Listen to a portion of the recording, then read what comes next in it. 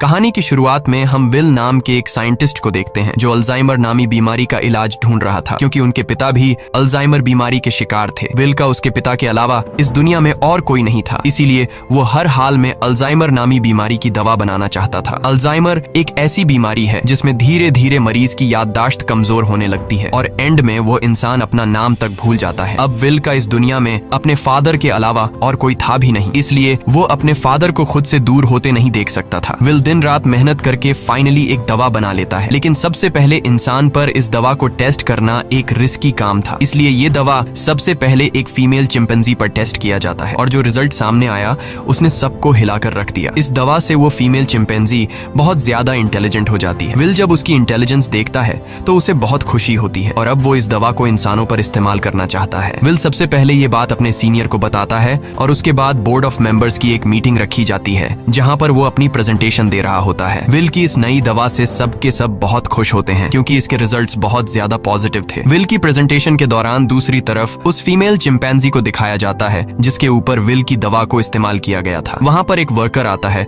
जो उसे वहां से दूसरी जगह शिफ्ट करना चाहता है, लेकिन आज उस चिंपैंजी का नेचर थोड़ा अलग था। वो उस जगह से दूसरी जगह शिफ्ट नहीं होना चाहती थी। जब वर्कर जबरदस्ती करता है तो उस चिंपैंजी को बहुत गुस्सा आता है। वो उस वर्कर का हाथ पकड़ लेती है और उसके बाद वहां से निकलकर चारों तरफ तोड़फोड़ करना शुरू कर देती है। वो काबू से बाहर हो गई और उस जगह पहुंच जाती है जहां पर बोर्ड ऑफ मेंबर्स की मीटिंग चल रही होती है। यहाँ पर विल चाहकर भी उसे कंट्रोल नहीं कर पाता क्योंकि ये चिंपैंजी बहुत ज्यादा गुस्से में होती है, इसलिए इस चिंपैंजी को गोली मारनी पड़ती है जिससे उस चिंपैंजी की मौके पर ही मौत हो गई। इस हादसे के बाद बोर्ड के मेंबर्स ने ये माना कि विल की दवा की वजह से ये चिंपैंजी एग्रेसिव हो गई थी और अब चिंपैंजी की मौत के साथ साथ विल का ये पूरा का पूरा एक्सपेरिमेंट भी पूरी तरह से खत्म हो गया है। बोर्ड के मेंबर्स ने लैब में रखे सारे चिंपैंजी को मारने का हुक्म दिया क्योंकि उन पर भी विल की बनाई हुई दवा का इस्तेमाल किया गया था। हालांकि विल अपने बॉस को कन्विंस करने की कोशिश करता है कि मेरी दवा में कोई प्रॉब्लम नहीं है, लेकिन उसका बॉस साफ साफ मना कर देता है। वो कहता है कि अगर तुम्हारी दवा में प्रॉब्लम नहीं होती तो वो चिंपैंजी इतना ज्यादा अग्रेसिव नहीं होती। विल की 5 सालों की एक्सपेरिमेंट अब जाया हो गई थी। वो अंदर लैब की तरफ जाता है, तभी उसके पास लैब का केयर टेकर आता है और उसे बताता है कि आपकी दवा में कोई भी प्रॉब्लम नहीं है। दरअसल चिंपैंजी आपकी दवा की वजह से अग्रेसिव नहीं हुई थी, बल्कि उसने उसी वक्त एक बच्चे को जन्म दिया था जिस वजह से वो गुस्से में आ गई थी क्योंकि उसे वहां से शिफ्ट किया जा रहा था। और अब विल को पूरी बात समझ में आ जाती है। वो वर्कर उसे कहता है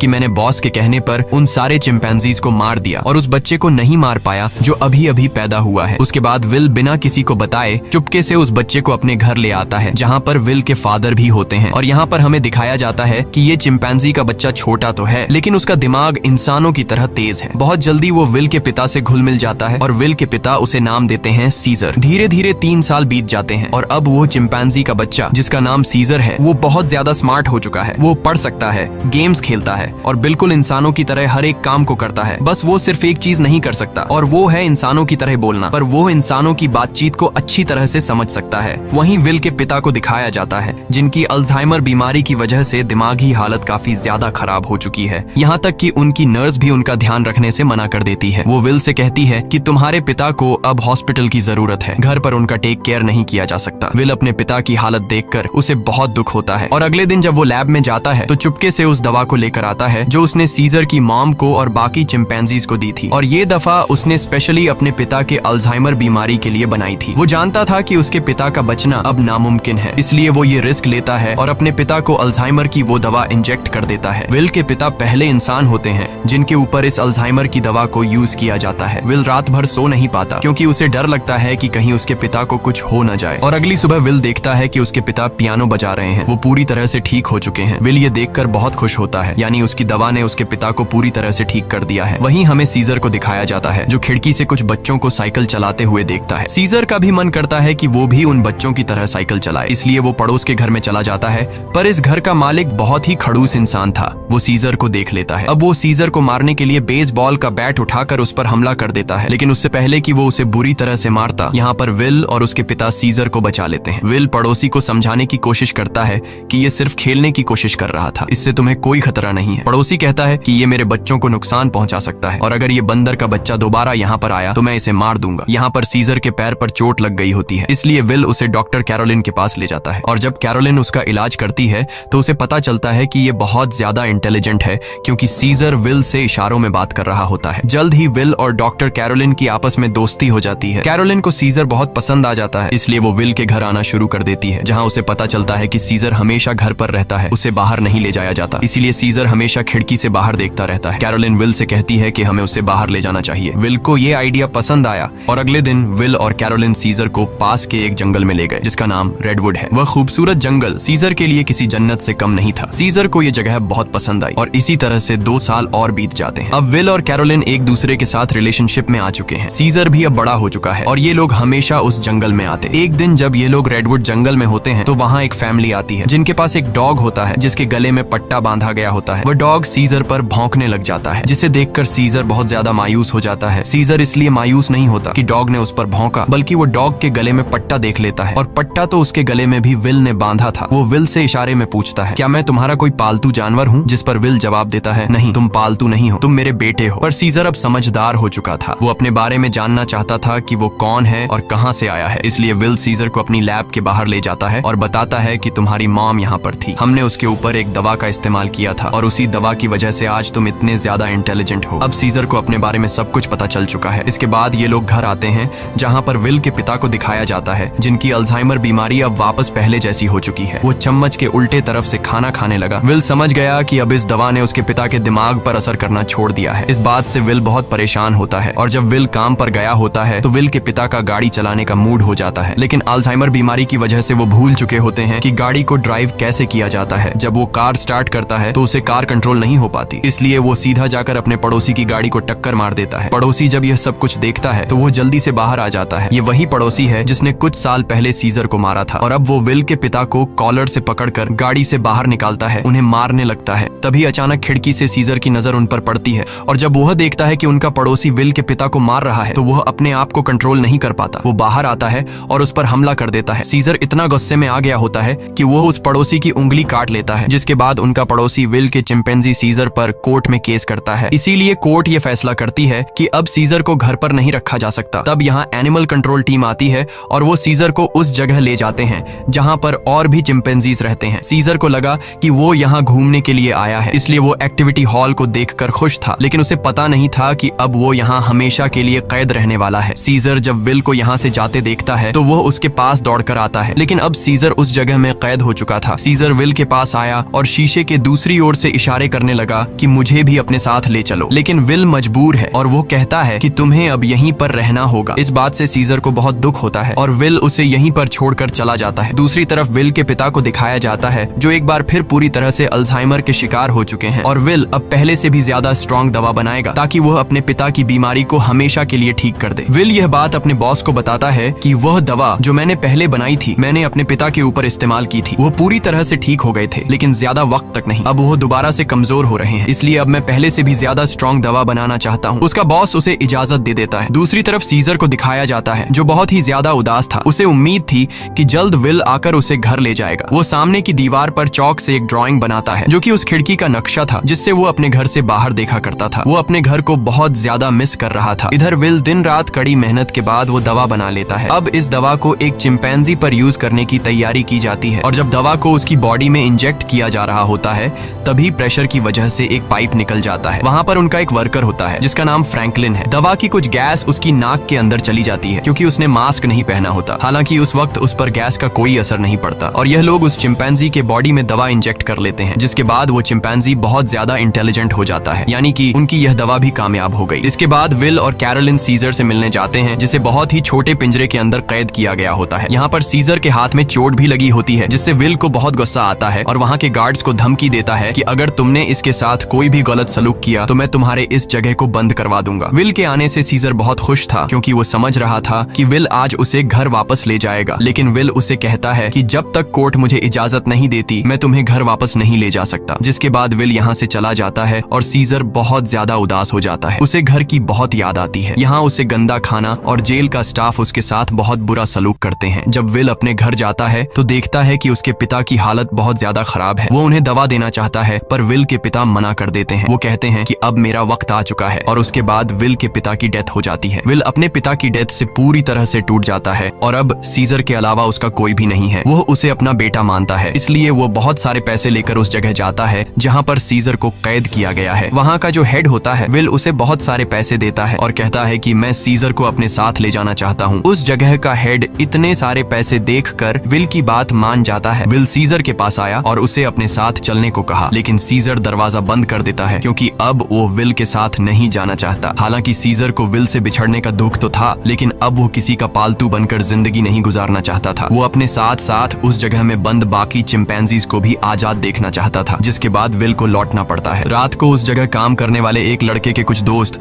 यहाँ पर चिंपैंजीज को देखने के लिए आते हैं, और जब इनमें से एक लड़का सीजर के पास आता है तो सीजर उसे पकड़कर अपनी तरफ खींचता है और उसकी जेब से चाकू निकाल लेता है। उस चाकू से सीजर रात को अपने सेल का गेट खोल लेता है। उसके बाद वो सेल से निकलकर चुपके से छत के रास्ते से होते हुए सीधा विल के घर पहुंच जाता है, जहां पर उसे वो नई दवा मिल जाती है जो विल ने अल्जाइमर के नए पेशेंट्स के लिए बनाई थी। और अब इस दवा को लेकर वापस वो उसी जगह आ जाता है जहां पर बाकी चिंपैंजीज को कैद किया गया है, और वहां पर उस दवा को खोल देता है जिससे सारी की सारी गैस चिंपैंजीज इनहेल कर लेते हैं, जिसके बाद सबके सब चिंपैंजीज सीजर की तरह इंटेलिजेंट हो जाते हैं। उनके अंदर सोचने समझने की शक्ति आ जाती है, और सीजर का पहला मिशन भी यही था कि सब चिंपैंजीज मेरी तरह इंटेलिजेंट हो जाएं, तभी हम सब इस जगह से भाग पाएंगे। और वो ऐसा करने में कामयाब हो गया। लेकिन दूसरी तरफ फ्रैंकलिन, जिसका गलती से वो गैस नाक के जरिए अंदर चली गई थी, उसकी डेथ हो जाती है। इसका मतलब ये है कि यह दवा सिर्फ चिंपैंजीज पर असर करती है और इंसानों को यह दवा मार देती है। वहीं सीजर को दिखाया जाता है जो अब बाकी चिंपैंजीज के साथ उस जगह से भागना चाहता है, लेकिन तभी वहां का एक वर्कर जो सब चिंपैंजीज को बहुत टॉर्चर किया करता था वो आ जाता है, और जब वो अपनी करंट वाली स्टिक से उन्हें करंट लगाने की कोशिश करता है तो सीजर उसका हाथ पकड़ लेता है। वो कहता है कि अपने गंदे हाथ मुझसे दूर रखो, और यहाँ पर पहली बार सीजर बोलता है नो। इसके बाद सीजर उसे पंच मारकर वहीं पर गिरा देता है और बाकी सब चिंपैंजीज को आजाद कर देता है। वो वर्कर उठकर एक बार फिर से अपनी इलेक्ट्रिक स्टिक लेकर उनकी तरफ बढ़ता है, लेकिन सीजर उस पर प्रेशर से पानी खोल देता है जिससे उसे करंट लगने से उसकी मौत हो जाती है। इसके बाद सीजर सब चिंपैंजीज को लेकर पास के एक जू में पहुंच जाता है। वो वहां के सभी चिंपैंजीज को आजाद करके अपनी टीम में शामिल कर लेता है, और अब ये सब के सब विल की लैब में पहुंच जाते हैं। वहां पर भी बहुत सारे चिंपैंजीज होते हैं, ये उन्हें भी आजाद कर देते हैं, और अब इन सब की एक टीम बन चुकी है। वहीं विल, जिसे सीजर की बहुत ज्यादा याद आती है, वह उस जगह कॉल करता है जहां पर सीजर को कैद कर रखा गया था, पर उसका कॉल कोई रिसीव नहीं करता। इसलिए वह जल्दी से कैरोलिन के साथ वहां पर पहुंच जाता है। वो देखते हैं कि यहाँ पर तो एक भी चिंपैंजी मौजूद नहीं। तभी उन्हें एक जख्मी वर्कर दिखाई देता है। विल उससे पूछता है कि यहाँ पर क्या हुआ। वह बताता है कि तुम्हारा सीजर सबको अपने साथ ले गया, और वह पहली बार बोला भी था। ये सुनकर विल बहुत ज्यादा परेशान हो जाता है, और अब वह समझ जाता है कि सीजर अपने सभी साथियों के साथ रेडवुड जा रहा है, जहाँ पर बचपन में उसे ले जाया करता था। सीजर शहर के रास्ते से अपने साथियों के साथ आगे की तरफ बढ़ रहा होता है। रास्ते में एक ब्रिज आता है जहाँ पर पुलिस उनका रास्ता रोक लेती है, और इसके बाद चिंपैंजीज और पुलिस के बीच में एक बहुत बड़ी फाइट होती है। हालांकि सीजर का मकसद इंसानों को चोट पहुंचाना नहीं था, बल्कि अपने चिंपैंजी भाइयों को आजाद करके उन्हें रेडवुड जंगल तक पहुंचाना था। उनके ऊपर हेलीकॉप्टर से हमला किया जाता है, और जब सीजर को नुकसान पहुंचने वाला होता है तो तभी वहां पर एक गोरिल्ला हेलीकॉप्टर के ऊपर कूद जाता है और हेलीकॉप्टर को क्रैश कर देता है, जिससे उसकी जान चली जाती है। और तभी वहां पर कोबा नामी चिंपैंजी आता है। कोबा वही चिंपैंजी है जिसकी बॉडी पर लैब में एक्सपेरिमेंट किया गया था, जो उस आदमी को मार देता है जो हेलीकॉप्टर से उन पर गोलियां चला रहा था। यहाँ जब एक गोरिल्ला पुलिस वाले को चीरने वाला था तब सीजर उसे रोक लेता है, क्योंकि सीजर पुलिस वालों को रोकना चाहता था, उन्हें मारना नहीं। अब ये सब के सब ब्रिज को क्रॉस कर रेडवुड पार्क पहुंच जाते हैं, जहाँ पर विल भी कुछ देर में पहुंच जाता है। वो सीजर को आवाजें देने लगता है। इस दौरान एक दूसरा चिंपैंजी विल पर हमला करने वाला होता है कि तभी सीजर उसे रोकता है। विल सीजर से कहता है कि तुम मेरे साथ घर चलो, नाराजगी छोड़ दो, नहीं तो पुलिस तुम सबको मार देगी। सीजर विल को अपने गले लगाता है और उसके कान में कहता है कि अब यही मेरा घर है, और विल समझ जाता है कि सीजर को उसकी दुनिया मिल चुकी है, वह उसके साथ लौट कर नहीं आएगा। विल सीजर से कहता है ठीक है, ये तुम्हारी जिंदगी है, जी लो इसे। जिसके बाद विल सीजर को यहीं छोड़कर चला जाता है। अब सीजर और उसके साथियों की यह एक नई दुनिया है, और सीजर इन सब का लीडर है। वहीं हमें विल के पड़ोसी को दिखाया जाता है जिसकी उंगली सीजर ने काटी थी, और अचानक उसकी नाक से खून निकलने लगता है। दरअसल फ्रैंकलिन, जो विल का कोलीग था जिसने एक्सपेरिमेंट के दौरान गैस इनहेल कर ली थी, वो ये सब कुछ बताने के लिए विल के घर आया था। लेकिन विल घर पर न होने की वजह से फ्रैंकलिन उसके पड़ोसी के पास गया। अचानक उसे खांसी आई, जिससे खून के छींटे उसके ऊपर गिर गए, और अब ये भी उस वायरस से इन्फेक्टेड है। दरअसल ये एक पायलट होता है जो कि इंटरनेशनल फ्लाइट्स उड़ाता है। इसका मतलब ये वायरस पूरी दुनिया में फैला देगा, जिससे पूरी दुनिया बदल जाएगी। और होता भी ऐसा ही है। इस मूवी का सेकंड पार्ट 2014 में आया था, जिसमें दिखाया जाता है कि वायरस को फैले हुए आज 10 साल हो चुके हैं और दुनिया से इंसानों की बहुत बड़ी आबादी खत्म हो चुकी है। जहां एक तरफ इंसानों की आबादी कम हो रही थी, दूसरी तरफ चिंपैंजीज की जनरेशन बढ़ती जा रही थी। ये सभी उस जंगल में पूरी तरह से फैल चुके थे और वो सभी अब पहले से भी ज्यादा स्ट्रांग हो चुके थे। यहाँ हमें सीजर को दिखाया जाता है। वो अब भी सभी चिंपैंजीज का लीडर है और इस जंगल में सीजर का ही राज चलता है। इस जंगल में अब इंसानों का आना मना है। सीजर का अब एक बेटा हो चुका है जिसका नाम ब्लू आई है। एक दिन सीजर का बेटा जब अपने दोस्त के साथ जंगल में घूम रहा होता है, तभी उनके सामने एक इंसान आ जाता है जो जंगल में अपनी टीम के साथ हाइड्रो इलेक्ट्रिक डैम देख रहा होता है ताकि पूरे शहर को इलेक्ट्रिसिटी दोबारा से दी जा सके, और ये डैम चिंपैंजीज के इलाके में है। अब वो आदमी जब सीजर के बेटे ब्लू आई और उसके दोस्त को देखता है तो वो बहुत ज्यादा डर जाता है और अपनी गन निकाल लेता है। सीजर का बेटा भी घुर्राने लगता है। वो आदमी डर कर गोली चला देता है, जिससे सीजर के बेटे का दोस्त घायल हो जाता है। गोली की आवाज सुनकर सभी चिंपैंजीज यहाँ पर आ जाते हैं। साथ ही जिस आदमी ने गोली चलाई होती है उसके साथी भी आ जाते हैं जो यहाँ पर डैम ढूंढ रहे होते हैं। चिंपैंजीज उन्हें मारना चाहते हैं। वो सब उन लोगों पर बहुत ज्यादा गुस्सा होते हैं। तभी इंसानों के ग्रुप का लीडर आगे आता है जिसका नाम मैल्कम है। वो सीजर से बात करता है। वो उसे बताता है कि हम यहाँ पर किसी को नुकसान पहुंचाने के लिए नहीं आए, हम तो बस यहाँ सिर्फ शहर की बिजली ठीक करने के लिए डैम ढूंढ रहे हैं। सीजर उससे कहता है, चलो ठीक है, इस बार तुम आ गए, लेकिन दोबारा यहाँ पर मत आना, तुम सब यहाँ से चले जाओ। अब वो सब के सब यहाँ से चले जाते हैं और इन्हीं चिंपैंजीज में जो कोबा होता है, जिसके ऊपर कभी इंसानों ने एक्सपेरिमेंट्स किए थे, जो इंसानों से बहुत ज्यादा नफरत करता है, वो सभी चिंपैंजीज से कहता है कि इंसान दोबारा से हमारे इलाके में आ गए हैं, वो हमें फिर से नुकसान पहुंचाएंगे, इसलिए इंसानों को हमें अपनी ताकत दिखानी होगी। और सीजर भी अब उसकी बातों में आ जाता है और ये सब तय करते हैं कि ये इंसानों की बस्ती में जाएंगे। और अब सीजर अपने घोड़े पर बैठकर सबके आगे होता है। उसके साथ सभी चिंपैंजीज इंसानों के इलाके में जाते हैं। यहाँ पर दिखाया जाता है कि जो पहले रोशनियों से चमकने वाला एक खूबसूरत शहर हुआ करता था, अब वो पूरी तरह से वीरान हो चुका है। यहाँ पर टेक्नोलॉजी और बहुत सारी चीजें अब पूरी तरह से खत्म हो चुकी हैं। सीजर अपनी पूरी सेना को लेकर इंसानों के इलाके में पहुंच जाता है, जहां पर मैल्कम एक बार फिर से सीजर के सामने आता है और वो सीजर से कहता है कि हम तुमसे माफी मांग चुके हैं। सीजर कहता है कि आज के बाद अगर हमारे इलाके में कोई भी आया तो हम उसे मार देंगे। हम युद्ध नहीं चाहते, लेकिन अगर इंसानों ने दोबारा हमारे इलाके में आने की कोशिश की तो हम किसी को नहीं छोड़ेंगे। यहाँ पर कोबा भी होता है। कोबा चाहता है कि वो इंसानों से युद्ध लड़े, लेकिन सीजर इंसानों को वार्निंग देकर यहाँ से पूरी सेना के साथ निकल जाता है। वही मैल्कम को दिखाया जाता है जो बहुत ज्यादा परेशान होता है, क्योंकि जिस जगह में ये लोग रह रहे थे वहां पर बिजली नहीं थी और उनका पावर प्लांट खास उसी जगह में था जहां पर चिंपैंजीज का इलाका था। वहां पर जाना मतलब अपनी मौत को दावत देना है, लेकिन सारी जिंदगी ये लोग बिना इलेक्ट्रिसिटी के तो नहीं रह सकते थे, इसलिए उन्हें हर हाल में वहां पर जाकर बिजली ठीक करनी थी। मैल्कम अपने सीनियर से कहता है कि हमें एक बार सीजर से बात करके देखना चाहिए, क्या पता वो हमारी तकलीफ को समझ ले। जिसके बाद मैल्कम अपनी फैमिली और एक ग्रुप लेकर वहां जंगल के बाहर पहुंच जाता है। मैल्कम जब सीजर को अपनी सारी सिचुएशन बताता है तो सीजर समझ जाता है, क्योंकि वो इंसानों के साथ रह चुका है। उसे पता है कि इलेक्ट्रिसिटी का मतलब क्या है और इंसानों के लिए वो कितनी जरूरी है। सीजर कहता है, ठीक है, तुम लोग अंदर आ सकते हो, मगर एक शर्त पर, तुम्हें सारे हथियार हमारे हवाले करने होंगे। मैल्कम मान जाता है और अब अपनी टीम के साथ वो उस जगह पहुंच जाता है जहां पर पावर प्लांट है और इसके बाद ये लोग वहां पर काम करना शुरू कर देते हैं। मैल्कम की वाइफ और उसका बेटा चिंपैंजीज के बच्चों से बहुत जल्दी घुल मिल जाते हैं और जब ये लोग पावर प्लांट पर काम कर रहे होते हैं तभी एक चिंपैंजी को वहां पर छुपी हुई एक गन मिलती है और वो गन सीधा वो लेकर जाता है सीजर के पास। और जब सीजर को पता चलता है कि इंसान अपने साथ छुपाकर यहाँ पर गन लाए हैं तो उसका गुस्सा एक बार फिर से भड़क जाता है और वो मैल्कम और उसके साथियों से कहता है, तुम जंगल छोड़कर चले जाओ। लेकिन तभी सीजर को पता चलता है कि उसकी पत्नी, जो बहुत लंबे समय से बीमार थी, मैल्कम की पत्नी ने उसे दवा दी थी जिससे अब वो पूरी तरह से ठीक हो गई। ये देखकर सीजर इंसानों को एक और मौका देता है। वो कहता है, तुम्हारे पास एक दिन और है, तुम इस पूरे पावर प्लांट को ठीक कर सकते हो और इसके बाद यहाँ से चले जाना। दरअसल मैल्कम का एक साथी जो कभी एक पुलिस ऑफिसर हुआ करता था, उसे चिंपैंजीज पर बिल्कुल भरोसा नहीं है। वो उनसे नफरत करता है और वो यहाँ पर गन्स लेकर आया होता है। उनके पास और भी गन्स होते हैं और जब ये लोग गन्स एक दूसरे को पास कर रहे होते हैं तो ऊपर से कोबा देख लेता है। कोबा गुस्से से लाल हो जाता है कि ये इंसान तो बिल्कुल भी भरोसे के लायक नहीं है और कोबा इंसानों से बहुत ज्यादा नफरत करता है और वो जल्दी से सीजर के पास जाता है। वो उसे बताता है कि इंसानों के पास और भी हथियार हैं, इंसान भरोसे के लायक नहीं है, तुम्हें उन्हें हमारे इलाके से निकालना होगा। जिस पर सीजर उसे सब्र रखने को कहता है। इस बात से कोबा को गुस्सा आता है। वो कहता है, तुम्हें अपने साथियों की बिल्कुल भी परवाह नहीं है, तुम इंसानों से प्यार करते हो क्योंकि तुम भी उन्हीं में से एक हो। और अब सीजर को इस बात पर गुस्सा आता है और वो कोबा पर हमला कर देता है। सीजर उसे बहुत बुरी तरह से घायल कर देता है। कोबा अब बदले की आग में जलने लगा। वो यहाँ से सीधा उस जगह जाता है जहाँ पर इंसान और उनके हथियार हैं। वो वहाँ से इंसानों के हथियार लेता है और बहुत सारे इंसानों को मार देता है। और उन्हें मारने के बाद वापस वो अपने इलाके में आता है जहाँ पर वो अपने ही चिंपैंजीज के कई घरों को आग लगा देता है। और जब मौका देखता है कि सीजर बिल्कुल अकेला है, उसके पास कोई भी नहीं है, तो वो चुपके से सीजर को भी गोली मार देता है। सीजर वहीं झाड़ियों में गिर जाता है। इसके बाद कोबा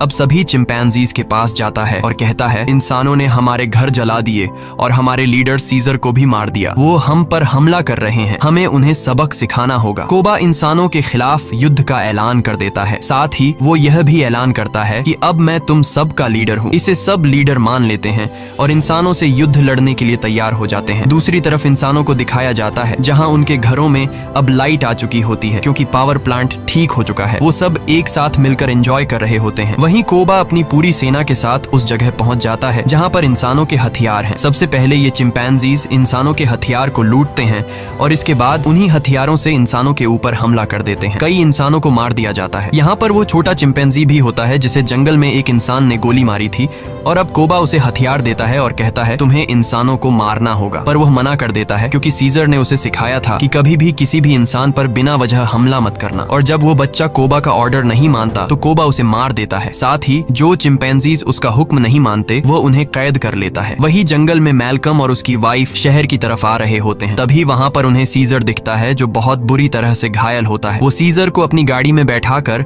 अपने घर ले आते हैं। वो उसका ट्रीटमेंट करते हैं और सीजर का अच्छी तरह से ख्याल रखते हैं जिससे सीजर की जान में दोबारा जान आ जाती है। सीजर के होश में आने के बाद वो उन्हें बताता है कि मेरे पर हमला मेरे साथी ने किया है जिसका नाम है कोबा। मैल्कम को भी यहाँ पर पूरी बात समझ में आ जाती है। सीजर पूरी तरह से ठीक नहीं था, इसीलिए उसे पूरी तरह से रिकवर करने के लिए मैल्कम मेडिसिन लाने के लिए स्टोर पर जाता है और तभी उसके सामने सीजर का बेटा आ जाता है जिसके हाथ में गन होती है। वो मैल्कम को शूट करने वाला होता है कि मैल्कम उसे बता देता है, तुम्हारे पिता सीजर अब भी जिंदा हैं, वो हमारे पास हैं और उन्हें और किसी ने नहीं बल्कि कोबा ने शूट किया है। इसके बाद मैल्कम सीजर के बेटे को अपने घर ले आता है। वो अपने पिता को जिंदा देखकर बहुत खुश हो जाता है, जहाँ पर सीजर का बेटा सीजर को बताता है कि किस तरह से कोबा ने अपने आप को लीडर बनाया और उसने बाहर की दुनिया में मासूम लोगों की जान ली। सीजर के बेटे को भी अब पता चल चुका है कि उसके पिता सीजर पर और किसी ने नहीं बल्कि कोबा ने गोली चलाई थी। इसीलिए अब वह वापस उसी जगह जाता है जहाँ पर कोबा ने इंसानों को और बहुत सारे चिंपैंजीज को बंदी बनाकर रखा है। सीजर का बेटा सबको आजाद कर देता है। मैल्कम भी उनका साथ देता है और वो उन सबको टावर के अंदर ले आता है जहाँ पर उसकी मुलाकात वही पुलिस ऑफिसर से होती है। वह ऑफिसर मैल्कम को बताता है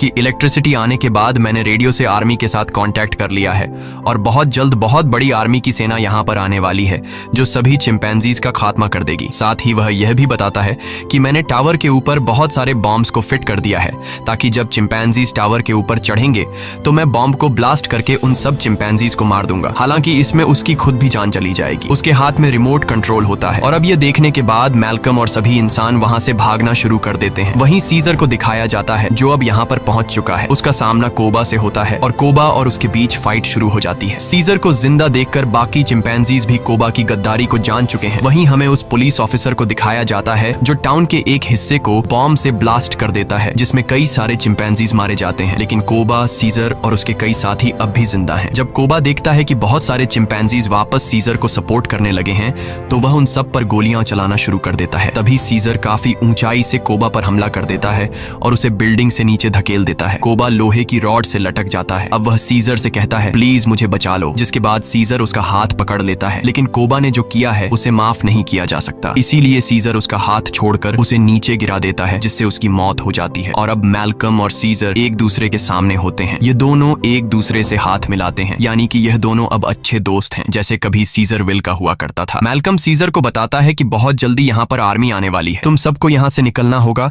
ताकि इस जंग को रोका जा सके। सीजर कहता है कि अब इंसानों और चिंपैंजीज के बीच जो वॉर है उसे कभी खत्म नहीं किया जा सकता। इसी के साथ यह कहानी खत्म हो जाती है। अगर वीडियो आपको अच्छी लगी हो तो हमारे चैनल को सब्सक्राइब और वीडियो को लाइक जरूर कीजिएगा।